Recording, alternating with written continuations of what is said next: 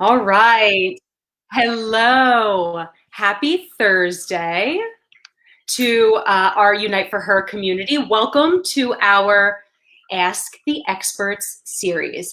If you are part of the Unite for Her family, or if you are new and maybe you heard about this topic just through social media or through word of mouth, we certainly welcome you here today.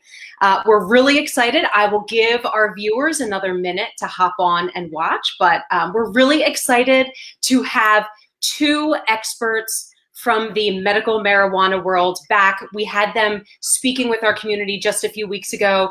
It went so resoundingly well. We thought we have to bring it back because there's plenty more questions and plenty more topics to discuss around products and usage and why it may be helpful and sort of, like we say, demystifying the use of medical marijuana. So we welcome all of your questions. Remember, this is an Ask the Experts. So you're always welcome to submit questions prior to these events. You can visit uniteforher.org/ask.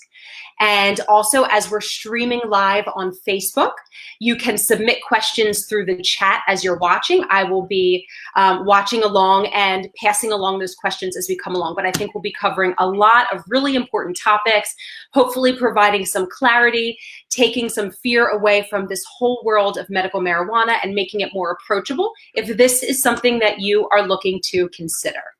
So with that being said, again, just a couple quick reminders, uniteforher.org/ask.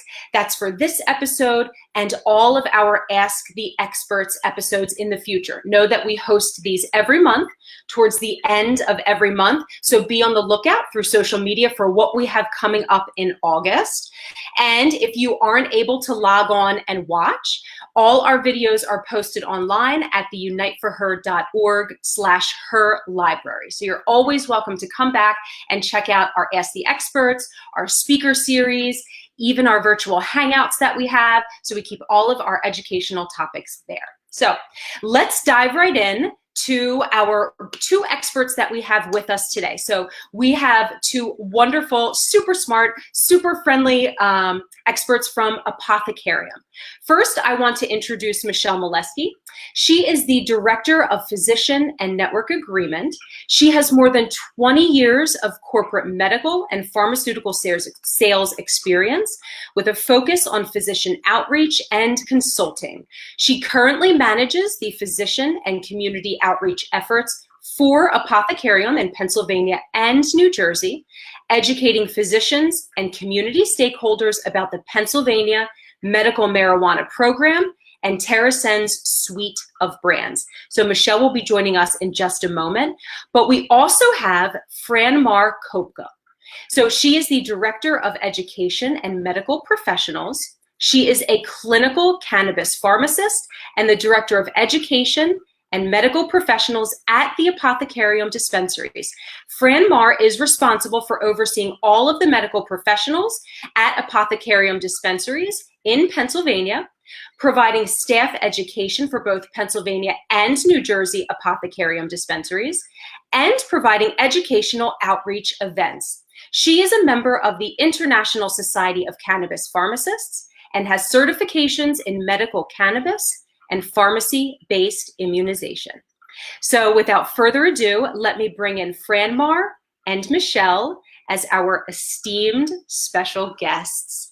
Let me unmute both of you. There we go. Welcome. How are you? Hello. Doing well. Thanks for having us.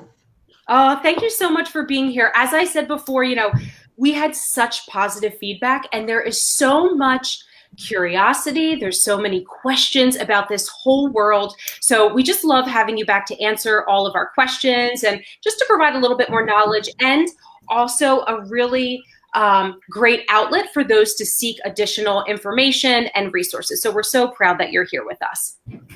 Thanks. Okay. So Michelle, let's jump right in with you. I want to start by touching a little bit on just background about medical marijuana in general. And let's talk a little bit first about Apothecarium. Can you tell us a little bit about the dispensary with which you work? Where are you located throughout Pennsylvania, New Jersey, even around the country? Absolutely. So the Apothecarium is an award-winning medical marijuana dispensary, and it was actually founded in 2011 by a gentleman named Ryan Hudson in San Francisco. So that's where the Apothecariums were founded in California. Ryan wanted to really create a dispensary where people could be proud to bring their moms and dads, and he really wanted to put first-time medical marijuana users at ease with a really welcoming environment and a really friendly and knowledgeable staff. So started in California. We have 5 locations in the northern area of California. Now you have to remember in California, there's medical marijuana as well as adult use. We also have dispensary in Nevada. And then we have East Coast in both Pennsylvania and New Jersey. Now, I've started with the organization almost 4 years ago. Prior to TerrAscend purchasing what is now the Apothecarium in Pennsylvania, we were part of an organization called Alera Healthcare, and Alera Healthcare is actually one of our medical brands. Okay. So you will hear that name, or you may have seen that name if you are a Pennsylvania patient, and pretty soon that brand will also be coming out in New Jersey. So it probably, I guess it was almost 2 years ago now, TerrAscend purchased Alera Dispensary. We only had one dispensary at the time in Plymouth Meeting in Pennsylvania. And since we joined the TerrAscend team, we adopted the Apothecarium brand. We converted our Plymouth Meeting dispensary to become the Apothecarium. And then we opened 2 more locations in both, one in Thorndale, which is in Chester County in the Philadelphia area, and then another in Lancaster County. So we have the 3 Apothecariums there. And then TerrAscend, our parent company, we also recently purchased 3 new dispensaries in Pennsylvania, not yet called the Apothecarium. It's called Keystone Canna Remedies. That was the original name. Now it's Keystone Canna Remedies powered by TerrAscend. And then in New Jersey, we also have a dispensing license, and we have 2 current apothecariums operating, one in Phillipsburg and the other in Maplewood, which are both in the northern part of the state. And we soon to have a third opening in the northern part of the state as well. So Fran Marr and I work with TerrAscend Northeast. So we have oversight of, our respective departments in Pennsylvania and New Jersey. Our company also does have a growing facility in Maryland. So we're hoping one day maybe to have dispensaries there as well. But currently on the East Coast, we have the 8 dispensaries, which is the 6th in Pennsylvania, and then the 2, soon to be 3 in New Jersey. And the Keystone Canna Remedies, part of the family that we just purchased, they're all located more in the northeastern section of PA. So Allentown, Bethlehem, and Stroudsburg. So Wow. That's a little bit about us. We're very medically focused at the Apothecarium, and I can have Fran Marr talk a little bit more about that. So many people have an idea of what they think a dispensary will be like prior to, ever being in one. And when you come to our dispensary, it's very medically focused. It's almost like coming to a physician's office. And first-time patients sit down and consult with, at least on the Pennsylvania side, they consult with a pharmacist, because pharmacists or medical professionals are not required in the other states. But we're very medically focused. We're very patient focused. And we're very education focused. So we're happy to be here to answer any of your questions. And and I'm happy. I don't know what else to say. No, that's great. And Fran Marr, I would like you to just say a few words just about what that means, being a little bit more medically focused, and how Apothecarium sort of differentiates itself in terms of your approach when working with patients or those that are coming to your dispensaries. Yeah, so as Michelle said, part of the regulations in Pennsylvania require that a pharmacist or a medical professional, which they classify as a physician, a nurse practitioner, or a physician assistant, be on site to assist patients. And part of that is patients are required to do a consultation for their first visit. So we're there to go and meet the patient and to go over their medical history, any issues that they're having, what they were certified for, what their goals are in terms of treatment, provide them that cannabis education to learn more about the plant and what makes up the plant in terms of cannabinoids and terpenes, review those forms of consumption that are available in Pennsylvania, how to take the medication, how long, depending on what you're taking, how long it takes to sort of kick in and take an effect, and then how long those effects are going to last. And then we also assist with helping patients dose their medication. So we make sure that they're going to have a good positive experience and not potentially take too much where they're going to over medicate and not have a good experience utilizing cannabis, especially for those patients that are naive, who are, have never really tried cannabis before in the past. It's really wonderful that Pennsylvania has the program that they did, incorporating medical professionals, especially pharmacists or the primary medical professionals you're going to see in the Pennsylvania dispensaries, because we are known as the drug experts. We go to school, we learn about all of these prescription and over-the-counter medications. So it's a very natural fit for us to talk and consult with patients in regards to not only their current prescription medications, but teach them about cannabis and go over those potential, drug interactions between what they might be taking and cannabis and things like that. So making sure that just our team, our pharmacist team, are very well educated in cannabis, how to use it, the different aspects of cannabis and how it works on those receptors in your body, along with then understanding, potential prescription and over-the-counter medications that patients are going to be coming in already currently taking. So we are just extremely patient-focused, education-focused in that aspect. We want to be able to have patients come in, feel comfortable, not feel rushed in the process, making sure we're providing that education.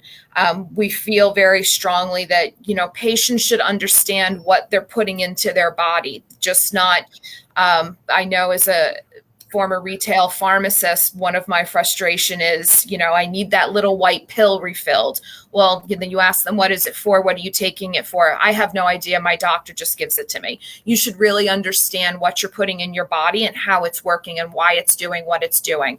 So we want to really provide top-notch level of education to all patients that come into our dispensaries, so they are very well informed as to what's going on and how their treatment process and their journey is going to go.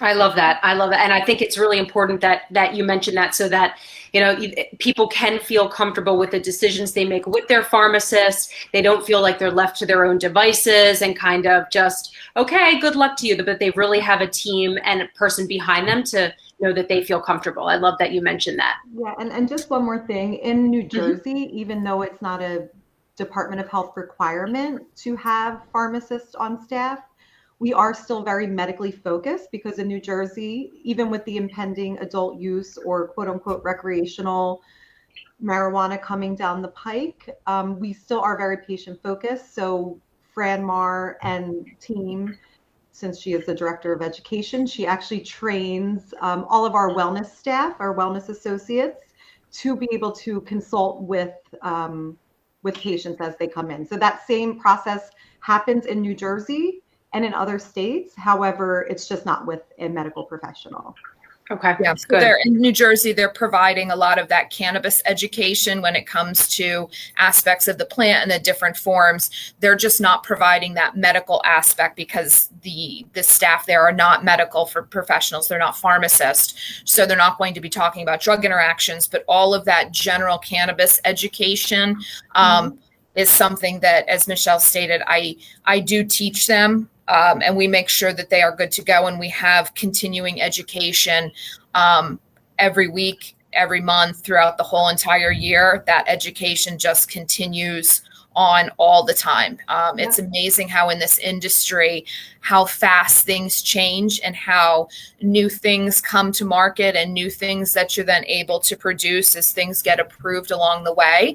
And we really are on the forefront of making sure that we comprehend and understand everything, so then we can provide all of that education to all of our patients. I love that. I love that. That's so great. That's why we have you, because we love sharing all that education.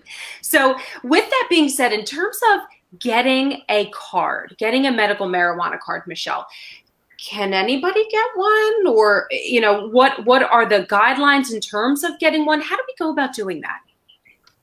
Great question. So it's always going to be different from state to state, but all of the medical marijuana programs are run by each state's Department of Health. So there's usually a website for the Department of Health. I can talk about getting a card in both Pennsylvania and New Jersey. In all medical states, you have to have a certain chronic illness, obviously, to be approved for medical cannabis. You have to have a medical condition. Cancer is an approved medical condition in every state that has medical cannabis, because it has been, shown to effectively help, with symptoms associated with chemo-induced nausea and things like that.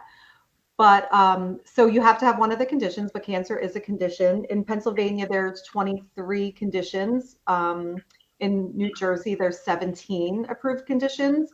Most cancer patients will also have probably another qualifying condition due to like different comorbidities and things of that nature.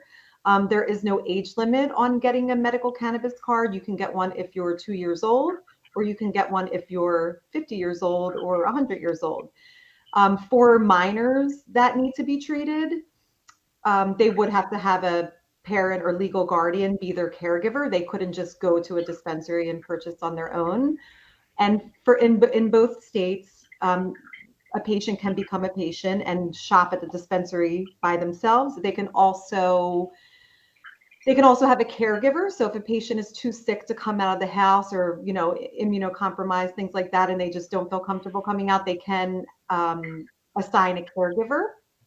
So the process is going to be different from state to state, but basically how it works is that you see a physician. You have to register. I can go over the Pennsylvania. First, you register with the Department of Health. Then you see a approved medical marijuana physician. Again, on the Department of Health website, they provide you with a list. We are also a resource to help patients find physicians. Because if your primary care physician or your oncologist is not on that list of approved conditions in whatever state you're trying to get your card, that's when you need to kind of just bring your medical records, like print them off your portal or get them from your doctor, just like a face sheet with your diagnoses, just anything to show that you have one of the approved conditions. And then the physician, the quote unquote medical marijuana physician, will see you and approve you based on those medical records. So these doctors are seeing for the certification, they're not making a diagnosis. So you have to kind of show them that you already have it. Now, many oncologists and PCPs may, I always tell patients to check to see if your doctor is on the list first. Okay. So not all physicians could possibly refer a patient for a medical marijuana card. They have to. Certainly a physician could, but otherwise they'd have to find someone that was on the list. Okay. Somebody was on the list. So yeah, so if a doctor wants to, so it's not called a prescription because prescription is a federal designation and marijuana is still federally illegal, but it's called a recommendation. So in each state, physicians can normally only, and it's different from state to state, but at least the states that on the East Coast that we work in, Pennsylvania and New Jersey, the physicians have to go to be on that approved recommender list. They have to go through like an education. It's like a 4-hour education and get that certification to be able to recommend. So, but we help patients with that. We have a lot of awesome physicians that we work with. So if anybody, needs a referral, Erin is going to share information, our contact information, all of that, and we can certainly refer you to a physician. We also, in both Pennsylvania and New Jersey, we work with physicians who are having certification events where different approved medical marijuana physicians will actually discount their prices just for our patients, just to help make it easier to access the program. Since COVID, prior to COVID, you would have to see a doctor face to face in person to get that certification, like literally bring your medical records with you and have an appointment. Since COVID, and it will be permanent in both states, we are allowing for telemedicine in both Pennsylvania and New Jersey. So essentially anybody who's watching this and you're interested in getting your card, it would be a virtual process. So you would register with the state, you would see the doctor virtually, you would go back onto the state website. They collect $50 a year for that actual card. Send the card in the mail. Once you have that card in the mail, you can go to the dispensary. In New Jersey, it's a little different. You see the physician first, then the physician registers you with the Department of Health, goes through a process, and then you get your card in the mail. So it's the same thing, Okay. but you have to have an approved condition, and you have to be able to bring medical documentation to show that approved condition, and then see an approved recommender of marijuana to get your card. Okay. And once a person does get that card, can they essentially just go to any dispensary? Do they have to stay with one dispensary, or maybe they, don't have that educational experience and they want to go to a different location? How does all that work? Yes. So when you're a medical marijuana patient in both Pennsylvania and New Jersey, you can really visit any dispensary to your liking. So in Okay. Pennsylvania, by the time the entire program's built out, we're going to have almost 200 dispensaries. Now it's a very big state, so we need that to manage the patient base. But as long as you have your card, you can go into any dispensary. Now in New Jersey, still you can go into any dispensary, but you do have to register with whichever, and they call them ATCs in New Jersey, which stands for Alternative Treatment Center. So if anybody sees that term, that's what that is. It's just another word for a dispensary. But for every time, you do have to register for a home dispensary. But if you want to go to, say you came to the apothecarium one day and you weren't registered with us, we would just get you registered there right on site, or you can even do it on your phone. And then if the next day you wanted to visit a different ATC, Alternative Treatment Center, then you would just have to register with that one, but it really fast click on your phone. Okay. Got it. That makes sense. Okay. And before we get into the medical side a little bit about it, I have one more question because, it is summer. People are traveling, or maybe as we're sort of getting more into work and work travel. If a person is using cannabis medically approved, are they able to bring it with them as they travel, cross state lines? What should they know about that? Unfortunately, because of the federal illegality and the state-specific laws, it is technically illegal to travel out of your home state where you actually have your medical marijuana certification. It's illegal, so you shouldn't do that. However, and that can be a problem, because if this is medication that's working, for a patient, and then they can't access it when they're on vacation, then, that kind of sucks. But again, that's the law. So, I'm not telling you, I could never tell you to break that law. However, the one really cool thing is there are some states, and also Washington, D.C., which is technically not a state, that have what's called reciprocity. So Okay. I'm a medical marijuana patient in Pennsylvania. I can go to Washington, D.C. Since I have a Pennsylvania medical marijuana card, they will accept the Pennsylvania medical marijuana card. I know Hawaii has started that. Okay. I know there are probably some other states. I think Puerto Rico also has a reciprocity program. So depending, Okay. so it really is a gray area. I've seen and heard of people traveling with it, but again, I wouldn't suggest that, because it would be breaking the law. Whether you're flying, driving, as soon as you cross that state line, you're breaking a federal law. So Okay. I would just say, research wherever you're going. They may have adult use dispensaries, because we have like a lot of states that, California, Nevada, Oregon, a lot of the West Coast states, you can just walk in and purchase. New Jersey is going to be an adult use state eventually. They're still working on writing the laws, but like the law has passed, but they're just working out like what those laws are going to look like.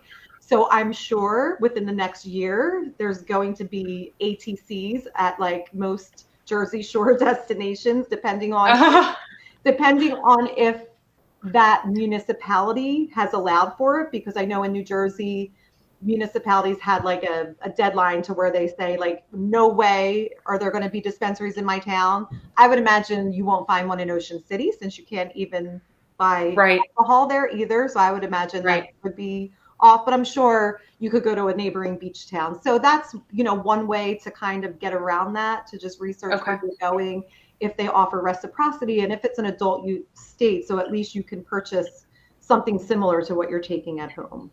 But it is unfortunate. Okay. Yeah. Well, hopefully, as more time goes on and more regulations are sort of moving in that direction, that will become a little bit easier with time. Right now, and that will open up. It's a Schedule I drug, which puts it federally, which puts it in the same class as heroin. And unfortunately, so once it's descheduled, which I do believe it will be, even if it's not legalized across, it will eventually, I believe, be legalized as well. This is just what I think. But I think it will also be descheduled. So once that happens, it won't be an issue. Okay. Wonderful. Thank you. Okay, to jump a little bit to the medical side and get into the nitty gritty about uses. I think a question that I hear pretty often, just curious around it, Fran Mar, does it really work? Does it really work? Can you speak to that? Yes, it actually does work. So the interesting thing about cannabis is with every medication or drug, that drug has to kind of lock up and link to a receptor located in our body. So it's very interesting because back in the early 1990s, when they discovered THC, which is, as most people know, kind of that psychoactive portion of the cannabis plant, they realized when somebody consumes THC, it has an effect in the body. So then they kind of went looking to find, well, why does it have this effect? How is it doing? Where are these receptors that this THC is binding to cause this effect? And thus they discovered the endocannabinoid system. So all mammals actually have this endocannabinoid system. It's made up of two receptors, the CB1 and CB2 receptors, that are located all throughout our body. So on various organ systems, from essentially our head to our toe, which is wonderful, which is very different than a lot of other receptors that are located in our body that interact with other prescription and over-the-counter medications. So cannabis is very interesting and slightly different from other medications because it can do so many things. And that's because of these receptors that happen to be located throughout our whole entire body on multiple organ systems and things. So that's why it could, help with somebody's anxiety, help treat depression, help with insomnia, help with nerve pain. And it can do so many different things because it's able to hit on so many different aspects and different parts of our bodies in order to work. So yes, it does. The unfortunate aspect is, as Michelle mentioned, because it is still a Schedule I federally illegal drug, there aren't a lot of studies out there to actually have that, cannabis is going to work, and we have that in a structured setting like we do with traditional prescription medications. So a lot of the studies are more observational and anecdotal in nature, but it does actually work. So as Michelle said, it's going to be nice. I too believe that it's going to be at some point taken off of being a Schedule I drug, which would open up the field for a lot of companies to start doing actual, double-blind studies to kind of put the rubber stamp like, yes, this does work. We're not just looking and seeing, okay, this person took this and this is the result that we got. We can actually study more details about this particular plant. And it's very interesting because we aren't currently allowed to study it.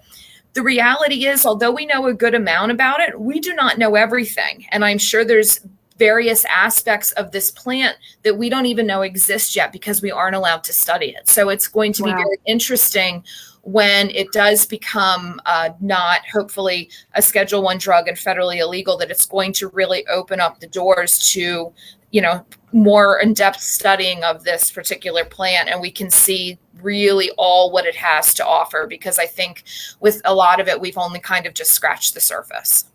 Yeah, that's pretty interesting. And so, in speaking about different receptors, can you talk a little bit about the difference between CBD, THC, how they sort of work in the body? And even, we see so many CBD products in the market that are just available for consumption, for purchase. How do they differ from what we might find in your dispensaries? Okay, great. Yes. So THC and CBD are two particular cannabinoids that are produced by the cannabis plant. There's more than just those two. Those are the main two that most people are going to hear about, and they're the most prominent ones that are produced by the plant. So THC, as most people kind of know, does have that potential to give that psychoactive or euphoric high type feeling.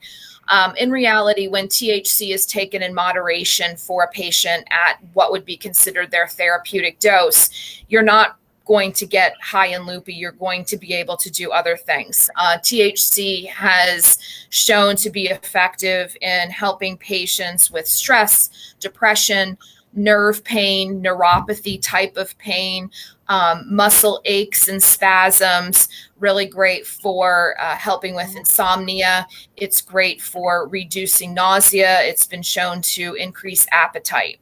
CBD, on the other hand, is not going to give you that psychoactive type of effect. It's actually, I call it the antidote to THC. It buffers against some of that psychoactivity that THC can potentially cause a patient. CBD has been known to be great to reduce inflammation that causes pain, such as in arthritis. It's great for reducing anxiety. It's been shown to help with reduced seizures. It's also great to help with inflammatory bowel disease and Crohn's disease, because that's a lot of inflammation that's going on in the gut. Both THC and CBD kind of work on those different receptors in different ways in the body. Thus, they have different effects associated with them. And then in terms of CBD that you're going to find in products in a dispensary versus CBD that you might find out in your local drugstore, that CBD in your local drugstore out and about, I've seen it actually in my salon when I go there. They sell a line there. So you see it all over town. That is not regulated at this point. So it's more like an herbal type of supplement. So a vitamin that you would get over the counter at your local drugstore is not regulated either. So you always want to try and keep with a reputable brand. The CBD that is available over the counter is not really going to have any THC in it. It has to have less than 0.3%. So you're not going to be able to get high and loopy. It has kind of been shown, just kind of from anecdotal use, that CBD works best when there is some THC mixed in, a decent amount, and vice versa. THC seems to work better with some CBD thrown in. It's the whole entourage effect that we refer to in the cannabis industry. All of the individual parts are able to work better together to give a better, overall response to everything between the various cannabinoids, the terpenes, the flavonoids, and all the things that encompass that. Okay. Yeah, and just to add to what Franmar said, just in adding to what the difference is. So there's a cannabis plant and there's a hemp plant, and they're very similar in the same family of plants. But the CBD that you purchase at the drugstore or the gas station or the salon or the grocery store or, everywhere. Yes. That is hemp derived. And as Franmar mentioned, it's not as highly regulated. Now there are, just as there's a medical marijuana program in most states, there's also like licenses for these different hemp growers. But the roles are completely different. So hemp can be shipped because it doesn't have that high percentage of THC. It has some of the other same cannabinoids as the plant, but it can't have that, above a certain amount of THC. It can be shipped across state lines, the whole 9 yards, but it's all regulated. It's still regulated to a certain extent, but not, in terms of like, when you come to a dispensary to purchase a product, and you wanted a high CBD product, it will always have a little bit of THC in it, like Franmar said, but you will also be able to flip over your bottle, at least in Pennsylvania, and look at a label that actually breaks down every single cannabinoid and terpene that is, that is found in what you're getting. So we just tell people to be really careful when they're buying CBD, do a lot of research, buy it for, hemp-derived CBD, buy it from a reputable company, make sure they have a certificate of analysis on their website, make sure it's an updated certificate of analysis. And so yeah, just know the source and where it's coming from, where the hemp's grown. I mean, it could be grown overseas in another country. Do you know what I mean? Like, and you have no idea what you're getting. So yeah. And the products in our Pennsylvania dispensary, per the regulations, they need to be tested by a third-party lab and pass, strict restrictions before they're even allowed to be sold in a dispensary in Pennsylvania. So you're not just getting some willy-nilly unregulated product. It passes a series, of tests and compliance issues before it even comes to the dispensary to be sold. So you're not going to get something that, is not good or is tainted. It's not going to happen if you purchase it from a dispensary because it is so regulated. That's really good to know because, I'm sure, people have to ask, well, how do you know how much is in this product? Or how do you know, and sort of, when I talk with our Unite for Her community about supplements, like you said, Franmar, they're not regulated. You want to come from a trusted brand. You want to know that what's on the label is actually in the product. And so it's good to know that you, in fact, are doing that very same thing. And so when you say this is what you're getting, it is, in fact, what you're actually getting, which is really nice. Now, in terms of how you determine what product, the type of product that may aid a particular person and what they're seeking to have help with, how do you determine that? So we have kind of a protocol or like a checklist that we kind of, as a pharmacist, will go through with the patient. So after reviewing their medical history and finding out a bit about them, we want to know about their goals. What are they looking to treat? What are their top 1, 2, 3 things that if they could fix, what would that be? In providing that cannabis education, we're also going to be going over the available forms that are available. So how they want to consume their medication. Maybe they are interested in inhaling it. Maybe they want nothing to do with inhalation, which is totally fine. We have so many other options for patients to consider. So we want to stick then with a form that they're comfortable with consuming. We also want to know when they want to medicate. Is it in the morning? Is it maybe just in the afternoon? Is it at night? Is it around the clock all day? And then we kind of develop a treatment plan according to their goals, what they're comfortable with, and when they want to treat. And we give recommendations and some starting doses for them as a jumping off point. Initially, patients are on what we call their dose discovery. So, not all the time when we start them out on something are they going to get the effects that they're looking for. We might have to slowly titrate them up to get that therapeutic dose, or what we would call the sweet spot, where they're getting a certain effect without any side effects. We always like to start low and go slow. We don't want to start too high and give patients a bad experience. We want to kind of start low and gradually titrate into that therapeutic dose that's going to work, provide medical benefit, and not undue side effects. And as pharmacists, we consider that higher euphoric feeling from cannabis. We consider that a side effect.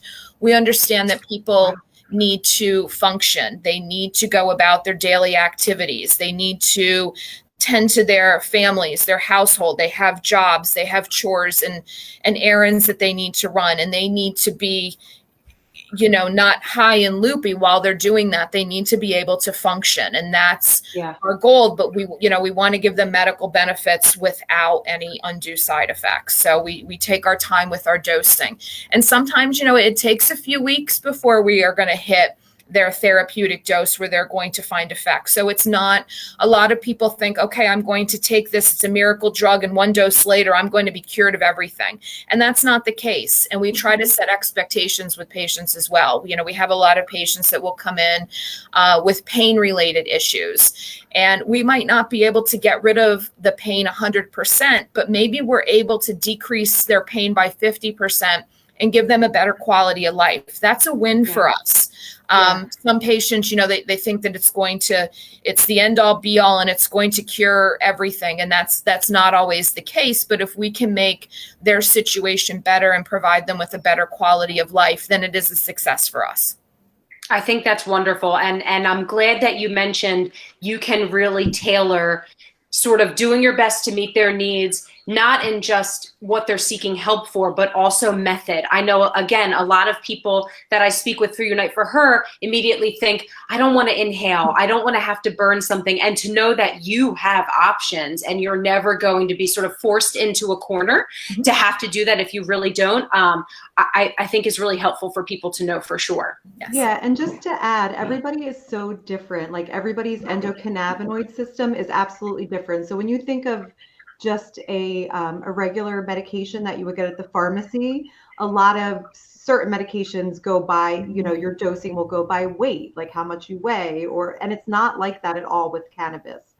What I take as a patient, depending on my endocannabinoid system, may affect another patient completely and totally different. So it's very personalized medicine, and that's also part of like the consultation and why it's not one size fits all.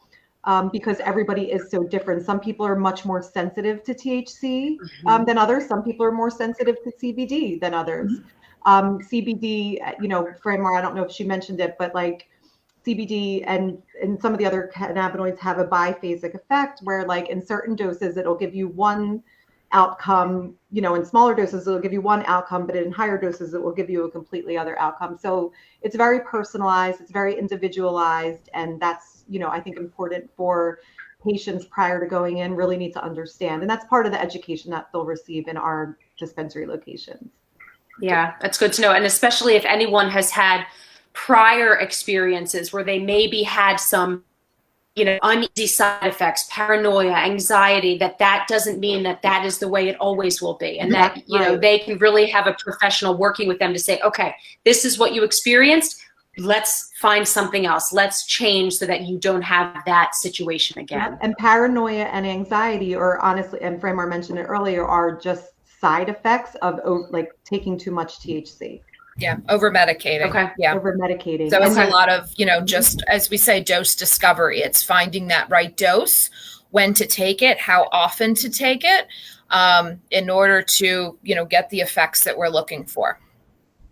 Yeah, I love that dose discovery. I think that really puts things in really nice perspective. You're just, as with any kind of medication, you want to find, right what works for you and what really improves that quality of life. I love that. Right. And people have to remember too that it's not covered by insurance. So why would you want to take any more than the lowest effective dose? Because at that point, you would just be throwing your money out the window. Yes.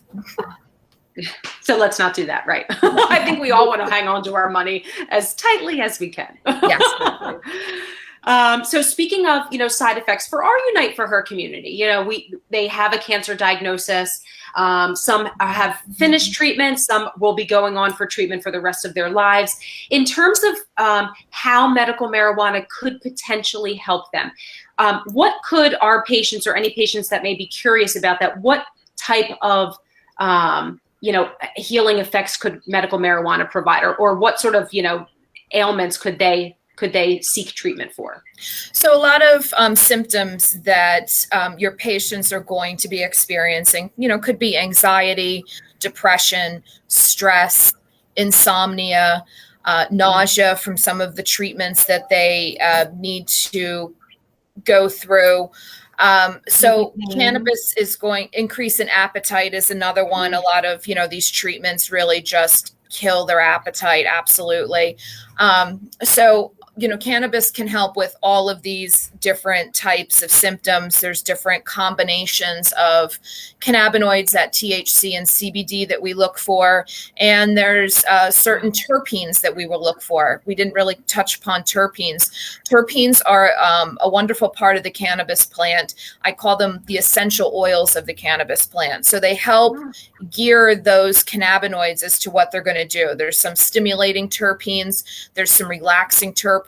There's sedative type terpenes. So as pharmacists, when we determine what goals we're looking for, one of the common questions we get asked is, well, what do you recommend? What strain do you recommend for, XYZ? And the answer is we don't recommend a certain strain. We recommend certain cannabinoids and terpene profile, and then we find the product that fits what we're looking for, because I will then be able to hit most of the time with what I'm trying to do, because I understand how those cannabinoids and terpenes work together, and I find the product that fits my profile. So we kind of work backwards as pharmacists in terms of that. You have to keep into consideration, this is a plant. So as much as these grow facilities try to make this plant produce a certain way, they provide it with the same nutrients, they have sunlight on it for so long, they have the humidity set a certain way. This is a plant, and Mother Nature is going to do and produce how Mother Nature wants to produce, even as much as you try to manipulate the process with that. So a specific strain from growth cycle to growth cycle isn't always necessarily going to produce exactly the same way. It's going to be different. And that's where, as pharmacists, we have to be prepared for that and be able to pivot with patients, because something, a specific product that's a certain strain that a patient might be doing very well on and then stops working is probably because that particular strain has produced differently this time around than before. This isn't regulated. It's not, it's not regulated in the fact that it's going to be able to be replicated exactly the same. It's not like prescription medications that can be produced and reproduce the same thing over and over and over again. This is a plant, so she's going to grow how she wants to grow. Yeah, and I think that's going to be like that when you're utilizing it in flower form more so. And that's why because the apothecary, and TerraSend also has growing facilities in both Pennsylvania and New Jersey. But we also create formulations. So I feel like that's you can get pills, you can get tinctures, and they're formulated in such a way to be as close as you can get them to be every single time. So there's going to be, less of that. Not as much variation, still a little bit, but not as much. Yeah. There will still be some, but yeah. Got it. Okay. Franmar, one of the things when we chatted before earlier this month, one of the things I thought was really interesting is how you sort of manage when someone comes into you and they say, okay, I really need help with these 10 things. This is real. What do you do when a patient comes in like that? How do you kind of organize, what are we going to prioritize? How can we help this person? So a lot of that is going to depend on the patient. Like what are their priorities? What's maybe their first and second thing? Their top two things that they want to treat and address. Some of the other things that they're going to list are kind of byproducts or secondary issues from that primary issue. So for example, you might have somebody that maybe is not sleeping well. And because they're not sleeping well and getting that rest, that is just increasing their anxiety and stress during the day. So we don't necessarily want to treat that anxiety or stress first. If we treat that insomnia and we get them a good night's sleep, that anxiety and stress should lessen over time. So the idea is to kind of find some of the primary issues and identify those secondary or tertiary issues that they might be having. And if you kind of fix the first one, everything else starts to fall in line without actually directly treating it. It's fixed indirectly because you're kind of solving the primary issue. So it's a matter of having that good communication, talking with that patient, getting to know them, and really getting to the heart of what their issues are, so we can be able to zero in on what are the top 1, 2, 3 things. Usually we try to stick to 3, no more than 3, because then it starts to get a little crazy. So if, 1 or 2 is usually pretty good. And then, you can always add on and adjust your treatment down the road. It's not, you start off with one thing and that's the only thing you can take. We can add on, we can subtract. So sometimes, a lot of times with patients, I'll say, let's just start here for now. Let's just start with something to sleep. Let's see how that does. And in a couple of weeks, we can see where we're at, and if we need to add something into and address another issue. But if what we did kind of helps multiple things down the line, then, we're in a better spot. I'm always one for not having to take more than what you need to take, because why have your body kind of overwork metabolizing all of these medications if it doesn't need to? And I'm a bit of a frugal person, so I don't really like having patients spend a lot of money. Like, just start with one thing and we can just add on. You don't think you have to buy the store out the first time out. It's going to be there. You don't have to do that. We can add on. We can address something in a week and a half. And if we need to add something else on, we can, and you can come back and make another purchase. You don't have to buy everything, on your first visit. So. That's good. Yeah. And so, in wrapping up our session today, can we just sort of finish a little bit with talking a little bit about the financial side of this? Because I'm sure, if this is totally new for a lot of those that are watching or will be watching in the future, they have no idea what sort of finances they may need for product or to get their medical marijuana card. So could you just speak a little bit too about the cost of some of these items just as we wrap up today? Yeah, I would be happy to touch on that. So first things first, we're in medical markets. So there is a fee to get the physician certification. In Pennsylvania and New Jersey, the average cost for an initial certification, if you've never had your card before, is usually around $200. You really shouldn't be paying more than $200 because there are many options below that. So $200 is probably the going rate for an initial certification. In both states, you have to renew your card at least once a year. So most of the time, doctors will certify for a full year, but your card will need to be renewed every year. So the cost for that is usually about half of the cost of that initial certification. So each year, if you're paying $200 for that initial, it'll be $100 to keep renewing it. Now that's the doctor's fee. Now, that's why we have the certification events that I spoke about. And when you give our information to your audience, they can check out our event page on both our PA and New Jersey websites. But again, we work with physicians who offer discounts. So if you're certified through one of our events, it will be $100. It'll be half price essentially in Pennsylvania, and in New Jersey, it'll be around $100 or $150 depending on the physician. Now, there's also a cost for the actual card.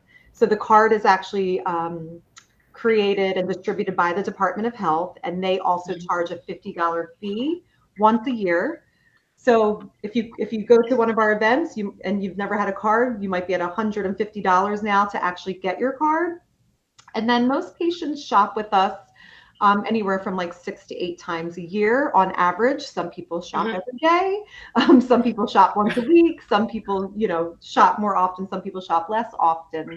But I would say on average, your average monthly cost, especially for like a new patient, would probably be anywhere from like $150 to $200, and that's monthly. And again, that's average. Because some people just require more than others. Some people prefer products that may be more expensive. I would say not the least expensive product, but the product maybe that you get most for your money and you can do the most with is in the flower form. Because a lot of people can make their own products.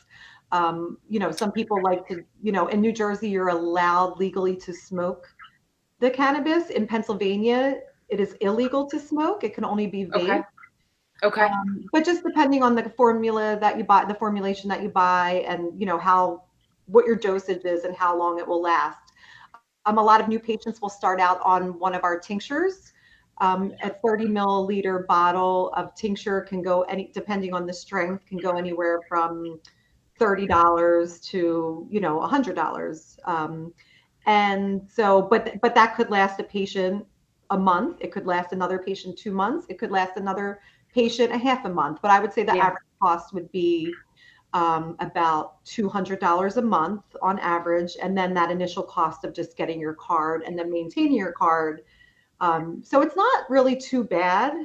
It's really not. And there will be eventually, at least on the Pennsylvania side, they're talking about like a patient assistance program, and they already offer it in terms of the fee to be paid to the state. That they do offer discounts on that if you're on Social Security disability or you're eligible for Medicaid, or you're a veteran. I don't know what all of the reasons are, but you can get like a 50% discount off of that card fee. And there's promotions, there's sales. Like at the end of the day, it is a retail pharmacy in essence. So unfortunately, because of insurance doesn't cover it. Honestly, I feel like once insurance covers it, we'll probably see the costs go up, just like we see with pharmaceutical medications, but it won't be coming out of patients' pockets. So right now it is coming right out of the patient pocket. There are some nonprofit organizations that are out there if patients look hard enough that will, possibly give you grants to cover costs of medicine and stuff like that. But that's not anything you can get through any of the dispensaries, unfortunately. Okay. So. Okay. I hope good to know. Yeah, absolutely. And I think that if no matter what the cost is, all things considered, but if you find something that really helps your quality of life, that really helps, whatever particular side effect, that investment is worth its weight in gold for sure. Yeah, and we know the way insurance companies are now. A lot of times that $200 a month is less expensive than copays you may be spending on a monthly basis, especially for, drugs that, I'm sure that are, very expensive drugs that are used to treat cancer and things like that. So. Yeah. Yep. Understood. Good. Well, thank you both so much. We can wrap up our Ask the Experts Demystifying Medical Marijuana. I want to thank Michelle Franmar so much from the Apothecarium for being here, for answering our questions. I did put the link to your website in our Facebook chat if anyone is interested in learning about your events, the resources that you have, and some other questions about where their locations are. Felice says thank you. So a lot of thanks. Guys. Thank you. A lot of information. And hopefully we'll have you back in the future just to answer more questions. As always, if you weren't able to watch this live, you can see this at our Her Library at uniteforher.org/herlibrary. But thank you so much for being here. Have a great afternoon, and we'll see you again soon. Okay, thank you, everyone. Take care.